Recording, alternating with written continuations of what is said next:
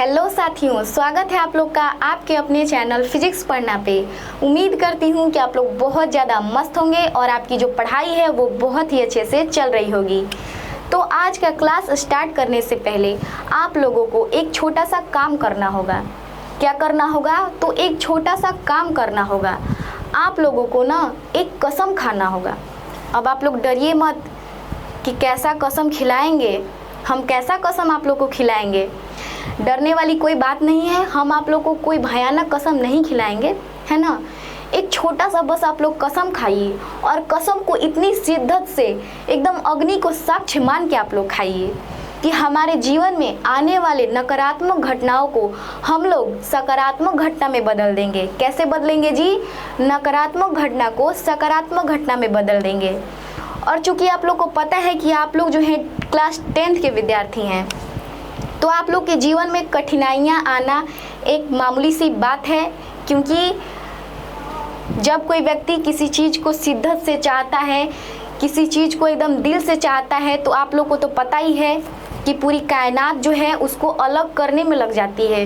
अब तो आप लोग बोलेंगे कि नहीं, हम लोग तो सुने थे कि अगर हम लोग किसी चीज़ को शिद्दत से चाहें तो पूरी कायनात हमारी मिल के मदद करती है।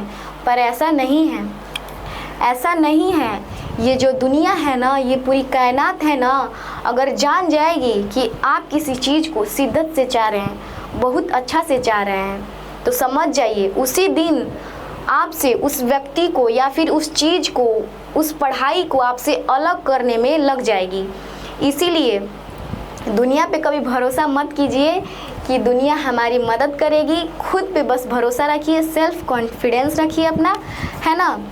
तो आप लोग कसम खा ही लिए होंगे, हमको इतना तो पता ही है।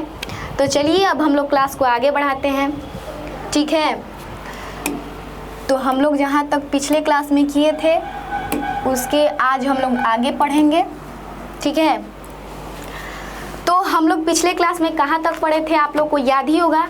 जिनको नहीं याद होगा या फिर जो पिछला क्लास नहीं देखे हैं, मैं एक बार फिर से रिपीट कर देती हूँ कि हम लोग कहाँ तक पढ़े थे।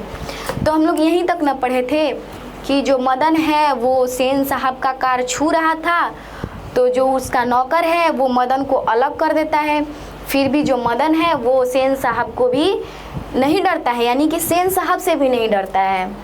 तो जो सेन साहब हैं वो मदन के पिताजी को बुलाते हैं और कहते हैं कि देखो, तुम अपने बेटे को समझाओ, तुम्हारा जो बेटा है ना बहुत बिगड़ गया है। क्या हो गया है जी? बहुत बिगड़ गया है। देखिए, अपने बेटे को नहीं बोल रहे हैं कि मेरा बेटा बिगड़ गया है, उसको बोलते हैं कि तुम्हारा जो बेटा है ना वो बहुत बिगड़ गया है। अब गिरधर लाल का जो है पारा एकदम हाई होता है, दिमाग एकदम खराब, मूड ऑफ, जाते हैं घर और उसको इतना पीटते हैं कि जो सेन परिवार का जो कमरा था उसमें आवाज़ आ रहा था। इतना ज़ोर ज़ोर से बेचारे की पिटाई कर रहे थे, ठीक है। यहाँ तक हम लोग बहुत अच्छे से पढ़ लिए हैं और इसके आगे हम लोग आज पढ़ते हैं, ठीक है। तो चलिए शुरू करते हैं। Spare the rod and spoil the child. बोलते हैं spare the rod and spoil the child. माता सेन की नींद उचट गई थी, यानी कि जो माता सेन थी, यानी कि जो खोखा खोखी की जो माता थी, माँ थी, उनकी जो नींद है वो गायब हो चुकी थी। किसी की भी नींद भाई गायब हो जाएगी। मान लीजिए आप घर में सोए हैं रात में एकदम आराम से, नो डिस्टर्ब, कुछ नहीं हो रहा है, और तभी अचानक मोहल्ला में किसी का लड़ाई हो गया, झगड़ा हो गया, एकदम माथा खराब हो जाता है। ठीक उसी प्रकार ये जो माता है, इनका माथा खराब हो गया, क्योंकि किसी को भी भाई अपनी नींद प्यारी होती ही है। आगे देखते हैं। उन्हें मदन की कातर चिल्लाहट से ज़्यादा अपने पति की बकबक पर खींच आ रही थी। अब देखिए, इनको मदन के जो चिल्ला रहा था ना, उससे ज़्यादा इनको किस बात पे गुस्सा आ रहा था? जो उनके बगल में जो व्यक्ति बैठे थे, महान पुरुष, कौन थे? सेन साहब। उनकी बात को लेकर वो बहुत गुस्सा कर रही थी कि क्या रतिया में क्या बक बक बक बक करते रहते हैं, सोने भी नहीं दे रहे हैं। एक तो उधर चिल्ला रहा है और ऊपर से ही अपना बकवास किए जा रहे हैं। और देखिए, लेकिन उन्होंने भी अपनी जो खीज है वो मदन पे ही उतार दी। वो जो सेन की जो वाइफ है वो तो सेन साहब को कुछ बोल नहीं सकती हैं, क्योंकि सेन साहब थोड़े खड़ूस व्यक्ति हैं। तो वो जो सेन साहब की जो पत्नी है ना, वो भी अपना जो गुस्सा है ना मदन पे ही उतारती हैं। ठीक है, यानी कि एक तरीके से सोचिए ना कि वो सेन साहब को ही बोल रही हैं। आगे जो कुछ भी बोलेंगी वो सेन साहब को ही बोलेंगी, पर उनका नाम रख के नहीं बोल रही हैं। वो मदन को टारगेट बना के बोलेंगी कि कमबख्त कैसे कौवे की तरह चिल्ला रहा है। बोलती हैं कैसे कौवे की तरह चिल्ला रहा है, भिखमंगा कहीं का। बोलती हैं माता सेन एकदम भिखमंगा एकदम है, कैसे एकदम कौवे की तरह चिल्ला रहा है, खोखा की बराबरी करता फिरता है। मदन का आर्त रुदन रुक गया था। अब जो मदन है ना वो शांत पड़ गया था। खैरियत थी, उसकी सिसकियाँ सेनों के सायनगार तक नहीं पहुंच सकती थी।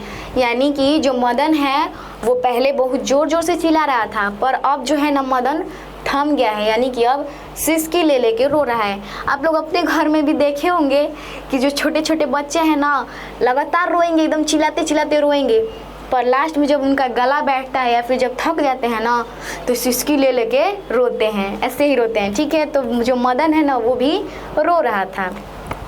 लेकिन दूसरे दिन तो बिल्कुल बेढब मामला हो गया, लेकिन अगले दिन तो उससे भी खराब मामला हो गया। कौन मामला हुआ? शाम के वक्त खेलता कूदता खोखा बंगले के अहाते की बगल वाली गली में जा निकला। क्या हो गया जी? हाँ देखो, हाई जो महाशय हैं इनको आप लोग पहचान रहे हैं ना, ये जो खोखा जी हैं वो शाम को अपने बरामदे से निकल के कहाँ चले गए? बगल वाली गली में घुस गए। अब समझिए, अब तो तू गया बेटा, बोलता है अब तो तू गया बेटा। क्योंकि देखिए आगे इसके साथ क्या होता है। शाम को खेलते खेलते गली में पहुंच जाता है। वहाँ धूल में मदन पड़ोसियों के साथ आवारा गर्द छोकरों के साथ लट्टू नचा रहा था। कौन लट्टू नचा रहा था? तो हई जो है मदन वो अपने आवारा दोस्तों के साथ लट्टू नचा रहा था। ये अपने गली का तो भाई बॉस था। अब इसके गली में कौन घुस गया है? तो खोखा जी इनके गली में जा पहुँचे हैं। अब आप लोग समझ सकते हैं कि क्या होगा, क्योंकि अपनी गली में तो कुत्ता भी शेर बनता है। ठीक इसी प्रकार इनके गली में, यानी कि मदन के गली में कौन जा पहुंचा है? खोखा इनके गली में जा पहुंचा है। अब देखिए आगे क्या होता है। खोखा ने देखा तो उसकी तबीयत मचल गई। यानी कि जब खोखा देखा ना कि ये लोग लट्टू खेल रहा है, उसका भी मन करने लगा। क्या खेलने का? लट्टू खेलने का। जैसे आप लोग देखते हैं फ्री फायर, तो आप लोग को फ्री फायर खेलने का मन करता है ना, ठीक उसी प्रकार खोखा को भी क्या खेलने का मन करने लगा? लट्टू खेलने का मन करने लगा। हंस कौवे की जमात में शामिल होने के लिए ललक गया। यानी कि एक तरीके से जो खोखा था वो हंस था, क्योंकि वो भाई बड़े घर का बेटा था, एकदम साफ सुथरे कपड़े पहनता था, उसके जैसा कोई नवाब था वहाँ पे। और हाई बेचारे धूल मिट्टी में खेलने वाले, ये तो कौवा ही न है एक तरीके से। वही इसमें कहा गया है कि जो हंस यानी कि जो खोखा है, कौवा यानी कि मदन के जमात में शामिल होने के लिए ललक गया, यानी कि लट्टू खेलने के लिए ललक गया, तरस गया। अब देखिए, लेकिन आदत से लाचार उसने बड़े रोब के साथ मदन से कहा, हमको लट्टू दो हम भी खेलेगा। क्या बोलता है? हमको लट्टू दो हम भी खेलेगा। जैसे आप लोग बोलते हैं खेलेगा फ्री फायर, मैं हरा दूंगा, ठीक उसी प्रकार ही बोलता है ना कि हमको लट्टू दो हम भी खेलेगा। ऐसे ही बोलता है, खेलेगा फ्री फायर, जैसे बोला जाता है ना खेलेगा फ्री फायर, वैसे ही बोलता है कि हमको लट्टू दो हम भी खेलेगा। दूसरों लड़कों को कोई खास उज्र नहीं थी, यानी कि दूसरों लड़कों को कोई फ़र्क नहीं पड़ा कि जो खोखा है वो किस लैंग्वेज में बात किया, कैसे ऐंठ कर बोला। पर वे खोखा को अपनी जमात में ले लेने के फ़ायदे को नज़रअंदाज नहीं कर सकते थे। पर उनके अपमानित प्रताड़ित लीडर मदन को यह बात कब मंजूर हो सकती थी? पर हम जब गए थे तुम्हारा कार थोड़ा सा छू लिए तो तुम्हारा जो नौकर है मेरा घुटना तोड़ दिया, और तुम बोल रहा है कि तुम लट्टू मेरे को खिलाओ, हम भी खेलेगा। आओ आओ तुमको फ्री फायर खिलवा रहे हैं, मतलब कि आओ तुमको हम लट्टू खिलवा रहे हैं। यानी कि मदन को बिल्कुल मंजूर नहीं था कि खोखा उनकी जमात में शामिल हो और उनके साथ लट्टू खेले। ठीक है, उसने छूटते ही जवाब दिया, अबे भाग जा यहाँ से, बड़ा आया है लट्टू खेलने वाला। बोलते हैं ये महाशय, मदन बोलता है कि अबे भाग यहाँ से, बड़ा आया, अपना औकात देखा है, लट्टू खेलेगा हम लोग के साथ, आया बड़ा, ऐसे ही बोलता है भी लट्टू तेरे, जा अपने बाबा की मोटर पर बैठ। अब इसका तो दिमाग भाई ठनका था कि हम गए थे छूने तो मेरे को इतना मारा था, इतना डांटा था, मेरे पिताजी भी मेरे को मारे थे, आई मेरे साथ अब आया है लट्टू खेलने के लिए। बोलता है कि जाओ अपने पापा से मांगो, जाओ अपने ना मोटर कार पे ही बैठ के लट्टू खेलो, है भी तुम्हारे पास लट्टू। जैसे हम लोग छोटे थे या फिर छोटे बच्चों को हम लोग देखते हैं कि अगर एक बच्चा के पास कुछ खिलौना नहीं रहेगा ना तो डायरेक्ट बोलता है तेरे पास खिलौना, जा अपनी मम्मी से मांग, तेरी मम्मी के पास नहीं है, ऐसे ही बोलता है। ठीक उसी प्रकार ये बोलता है कि जा अपनी मोटर कार पे ही बैठ, उसी से खेल। कासू तैस में आ गया। कौन तैस में आ गया? कासू। ठीक है, कासू जो है तैस में आ गया, यानी कि जो खोखा था गुस्सा में आ गया। वह इसी उम्र में नौकरों पर, अपनी बहनों पर हाथ चला देता था, और क्या मजाल कि उसे कोई कुछ कर दे। इसमें कहा गया है कि जो खोखा है ना, फिगर एक बार मैं आप लोग को दिखाती हूँ, यहाँ पे देखिए, यहाँ पे ये जो खोखा है वो क्या है, ये अपने नौकर पे भी हाथ उठा देता था, बहन को भी नहीं छोड़ता था, बहन को भी मार देता था। तो अब सोचिए मदन किस गली का कुत्ता है कि उसको नहीं मारेगा ही। अब देखिए क्या कर बैठता है, उसने आव देखा न ताव, मदन को एक घूसा रसीद कर दिया। ये जो महाशय हैं वो मदन को एक घूसा मार देते हैं। अब देखिए यहाँ पे कैसे मारामारी होता है जी, नहीं है क्या, मतलब कि जो मदन है ना वो किससे पिटा जाता है, तो खोखा से पिटा जाता है। अब देखिए, चोर गुंडा डाकू होने वाला मदन भी कब मानने वाला था। यानी कि खोखा के पिताजी ही ना बोले थे कि तुम्हारा बच्चा जो है आगे चल के चोर गुंडा मवाली बनेगा। तो इसमें कहा गया है कि जो चोर गुंडा मवाली बनने वाला लड़का कहाँ किसी से कम था, वो तो ऐसा ही दबंग होता है अपने आप में। चोर गुंडा मवाली अपने में ही दबंग होता है, तो वो लोग कहाँ से रुकने वाला है। वह झट कासू पर टूट पड़ा, यानी कि जो मदन है वो कासू को मारने लगा। दूसरे लड़के जरा हटकर इस द्वंद्व युद्ध का मजा लेने लगे, यानी कि जो अगल बगल के जो लड़के थे ना वो साइड में हट गए और हटो हटो, अरे इसके पिताजी देख लेंगे ना तो हम लोग को भी मारने लगेंगे, और लोग साइड में हट गया। पर मदन को तो एकदम भूत चढ़ा था भाई कि मेरे को एक घुसा मारा है, हम तुमको 2 घुसा मारेंगे। गांधी जी नहीं है कि एगो गाल पे मारा ना तो दूसरा गाल भी रोक लिए, ये बोलता है कि तुम 1 घुसा मारेगा, हम 4 घुसा मारेंगे। ठीक है, और आसपास के जो लोग थे वो मजे ले रहे थे। क्या कर रहे थे? तो मजे ले रहे थे। लेकिन यह लड़ाई हड्डी और मांस की, बंगले के पिल्ले और गली के कुत्ते की लड़ाई थी। इसमें कहा गया है कि ये जो लड़ाई है वो एक गली के कुत्ते और बंगले के पिल्ले की है। यानी कि हम लोग भी बोलते हैं कि जो बड़े बड़े घर में जो पालतू जो कुत्ता होता है ना उसको हम लोग डॉगी बोलते हैं, उसका नाम रखते हैं शेरू, किट्टू, ऐसे कुछ नाम रखते हैं। लेकिन जो गली का कुत्ता है उसका हम लोग नाम रखते हैं? नहीं रखते हैं। अपने पालतू कुत्ता का हम लोग नाम रखते हैं, या फिर कोई कोई होता है जिसका हम लोग गली में नाम रख देते हैं कि इसका नाम लड्डू रख देते हैं, शेरू रख देते हैं। पर अक्सर देखा जाता है कि जो बड़े घरों में जो कुत्ते जो पाले जाते हैं उनका नेम रखा जाता है। तो इसीलिए कहा गया है बंगले के पिल्ले और गली के कुत्ते की लड़ाई थी। अहाते में यही लड़ाई हुई रहती तो कासू शेर हो जाता। इसमें कहा गया है कि अगर ये जो लड़ाई है ना वो सेन साहब के बंगले में हुई रहती ना तो जो कासू है वो शेर बन जाता, क्योंकि अपने गली में भी कुत्ता शेर ही बनता है, अपने गली में कुत्ता शेर ही बनता है। आप लोगों को पता है ना। ठीक उसी प्रकार अगर ये बंगले में लड़ाई हुई रहती तो जो कासू है वो शेर बन जाता। वहाँ से तो 1 मिनट बाद ही वो रोता हुआ जान लेकर भाग निकला। यानी कि जो कासू भैया हैं वो अपना जान लेके भागते हैं कि बाप रे पीटने वाला है। क्या करने वाला है जी? तो पीटने वाला है। ठीक है,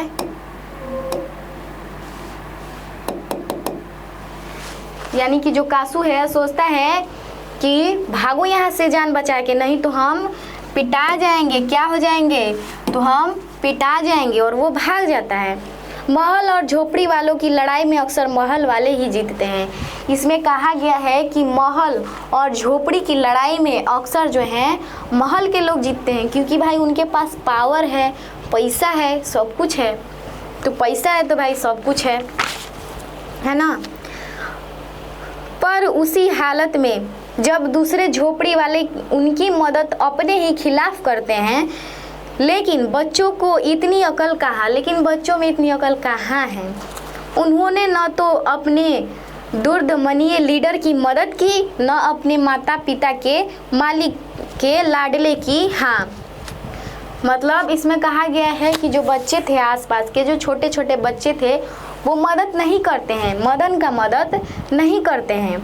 हाँ, लड़ाई खत्म हो जाने पर तुरंत ही सहमते हुए तितर बितर हो गए। इसमें कहा गया है कि जब लड़ाई खत्म हुआ ना तो सब लोग भाग गया, एकदम पूरा मुंह छुपा के सब लोग भाग गया जी। है देखो, जब लड़ाई हो रहा था सब शेर बन रहा था, सब मजा ले रहा था। लड़ो लड़ो हम लोग देखते हैं, जैसे हम लोग के आसपास भी अगर लड़ाई कहीं हो ना तो आसपास के जो लोग हैं ना उसको छुड़ाने नहीं जाएंगे, पहले वीडियो बनाएंगे। क्या करेंगे जी? पहले वीडियो बनाएंगे। वीडियो तो बनाना बहुत जरूरी है भाई। पहले वीडियो बनाएंगे, उसके बाद दिखाएंगे सबको, और ये ना तो वहाँ पे मजाक उड़ाएंगे कि हाँ मारो मारो, तुम भी मारो उसको। वही बोलता है तुम भी मारो उसको। लेकिन किसी का इतना हिम्मत नहीं होता है ना कि जाके थोड़ा लड़ाइया शांत कर दे भाई, है ना। ठीक उसी प्रकार इसमें भी हुआ कि जो बच्चे थे वो क्या कर रहे थे, सिर्फ लड़ाई को देख रहे थे, उनमें शांत करने की हिम्मत नहीं हुई, और लड़ाई खत्म होते ही सब लोग वहाँ से चले गए। मदन घर नहीं लौटा, लेकिन जाता ही कहाँ। जो मदन है वो घर वापस नहीं लौटा, डर के मारे घर वापस नहीं लौटा। क्यों नहीं लौटा जी? तो डर के मारे घर वापस नहीं आया। लेकिन अब घर नहीं आएगा तो कहाँ जाएगा भाई?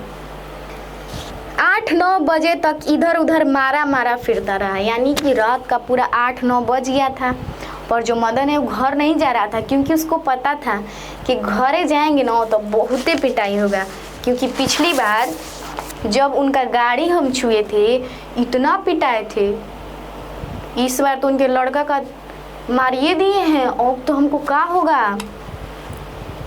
ठीक है, अब देखिए, फिर भूख लगी तो गली के दरवाजे से आहिस्ता आहिस्ता घर में घुसा।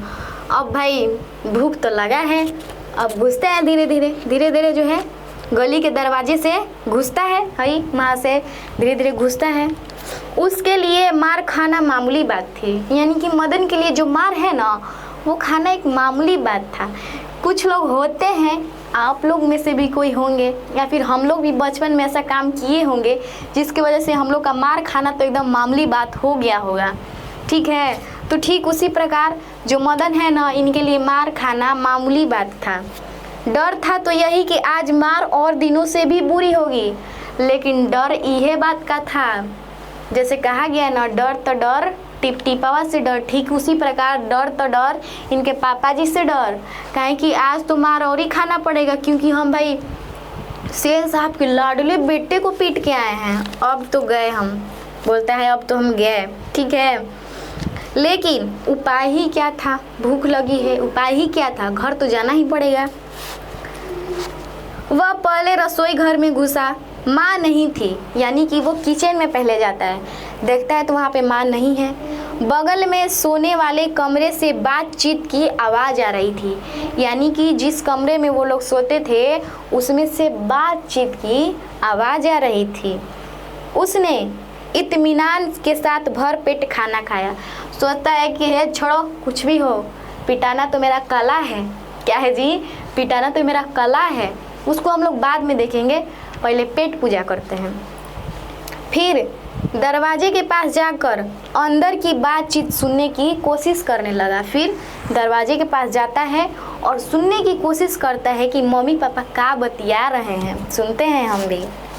ठीक है, उसे बड़ा ताज्जुब हुआ, उसके बाबू गरज तरज नहीं रहे थे, यानी कि मदन के जो पिताजी थे वो गरज नहीं रहे थे जी।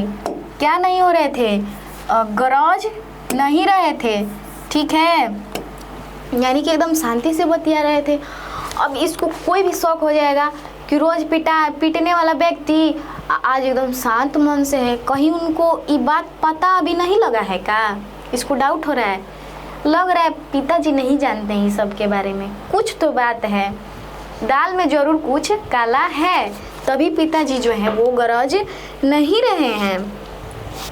उसकी अम्मा ने कोई बात पूछी जिसे वह ठीक से सुन नहीं सका, यानी कि इनकी जो माताजी हैं पिताजी से कुछ बात पूछती हैं, परंतु मदन जो है वो कुछ सुन नहीं पाया।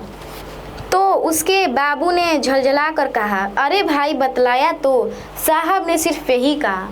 बोलते हैं मदन के पिताजी इनकी माताजी से कि अरे भाई कितना बार हम तुमको बताएं, बोल तो रहे हैं कि साहब जी एक ही बात बोले, यही बात बोले। अब देखिए क्या बोले हैं भाई साहब जी, आज से तुम्हारी कोई ज़रूरत नहीं, कल से मकान छोड़ देना और अपनी तनख्वाह ऑफिस से ले आना। क्या बोलते हैं पिताजी? कहते हैं क्या दिमाग खराब की हो, एक ही बात बोले हैं कि कल से तुम ऑफिस मत आना, यानी कि और ऑफिस आके अपना तनख्वाह यानी कि जो पैसा होता है वो लेके चले जाना। ठीक है, और मेरा जो मकान है यानी कि जो घर है वो तुम छोड़ देना। कौन बोलते हैं? सेन साहब मदन के पिताजी यानी कि गिरधर लाल से इतना बोल दिए रहते हैं। मदन के काम की कोई बात नहीं हो रही थी, उसकी सज़ा की तजवीज़ होती रहती तो सुनने की कोशिश भी करता हुआ। इसमें कहा गया है कि मदन की पिटाई वाली बात नहीं की जा रही थी, यानी कि मदन का काम का बात कौन सा है? पिटाई वाला ही ना, तो पिटाई वाला बात नहीं हो रहा था, इसीलिए जो मदन है ना सुनने का ज़्यादा कोशिश भी नहीं किया। कहता है चलो अब आराम से सोते हैं, किसी को लग रहा है कुछ पत्ते नहीं हैं, परी बच्चाओं को क्या पता कि सब पता है। वह दबे पांव बरामदे में रखी चारपाई की तरफ सोने के लिए चला, यानी कि आराम आराम से धीरे धीरे चलता है सोने के लिए।